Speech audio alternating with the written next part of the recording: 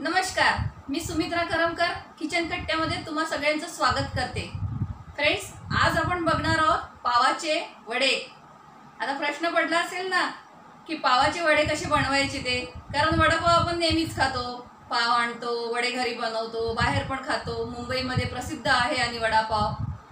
पण पाव आपण घरी आणून त्याचे वडे कसे बनवायचे ते बघूया। तर आपण आता साहित्याकडे वळूया। पावाचे वडे बनवण्यासाठी साहित्य आहे 3 ते 4 हिरव्या मिरच्या घेतलेल्या आहेत, थोडा आल्याचा तुकडा घेतलेला आहे, 10-12 लसणाच्या पाकळ्या, थोडी कोथिंबीर घेतलेली आहे, आपण एक बटाटा बॉईल करून घेतलेला आहे, थोडा लिंबाचा रस, 2 पाव घेतलेले आहे, थोडी चिमूटभर साखर घेतलेली आहे, चवीनुसार मीठ, चण्याच्या डाळीचं पीठ आणि पाणी घेतलेलं आहे आपण। आता मी मिक्सरच्या भांड्यामध्ये हिरवी मिरची, आलं, लसूण आणि कोथिंबीर जरा मिक्सरमध्ये क्रश करून घेऊया।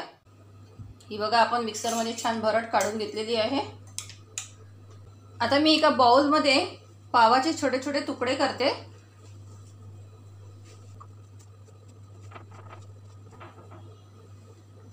आणि थोडासा हलकासा आपण पाण्याचा शिंपडा मारून पाव जरा ओले करून एक 10 मिनिटं तसेच ठेवून देऊया आपण। चला, आपले 10 मिनिटं झालेले आहेत, पाव पण छान भिजलेले आहेत।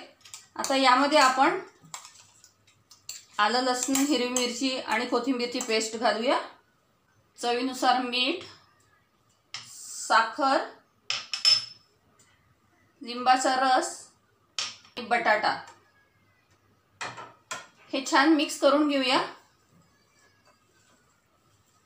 आता हे मिश्रण छान मिक्स झालेलं आहे, यामध्ये मी किंचित सोडा घालते, तुम्ही ऑप्शनल आहे घालू शकता किंवा नाही, तुमच्यावर आहे।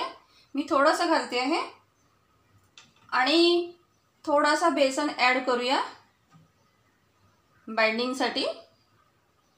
आवश्यकता वाटली तर आपण याच्यात थोडंसं पाणी पण घालूया, छान भिजवून घेऊया।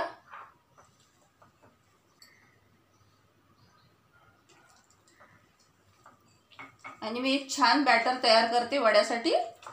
मिश्रण तयार आहे, मी तेलाचा हात लावणार आहे, थोडासा तेलाचा हात घेऊया आणि याची वडे बनवून घेऊया आपण। असे छोटे छोटे छान वडे बनवून घेऊया, असे छान बनवून घेऊया वडे। हे बघा आपले वडे बनवून तयार आहेत। आता आपण याला डीप फ्राय करून घेऊया। मी एकीकडे तेल तापत ठेवलेले आहे गॅसवर। आता तेल आपलं छान तापलेलं आहे, आपण एक एक करून वडे तळून घेऊया।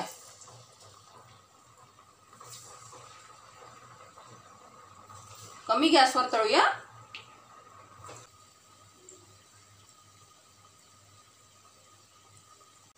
आता पलटी करून घेऊया।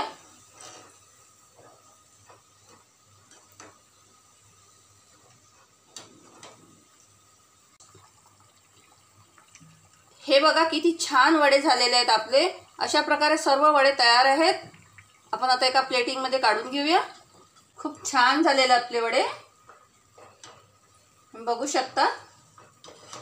पण काढून घेऊया। फ्रेंड्स, आपले पावाचे लज्जतदार वडे तयार आहेत। तुम्ही नक्की ट्राय करा आणि किचन कट्ट्याला लाईक आणि सबस्क्राइब जरूर करा आणि मला कमेंट्स मध्ये कळवा। आणि अशाच काही नवीन रेसिपीसाठी पाहत राहा किचन कट्टा। परत भेटूया आपण एका नवीन रेसिपीसाठी।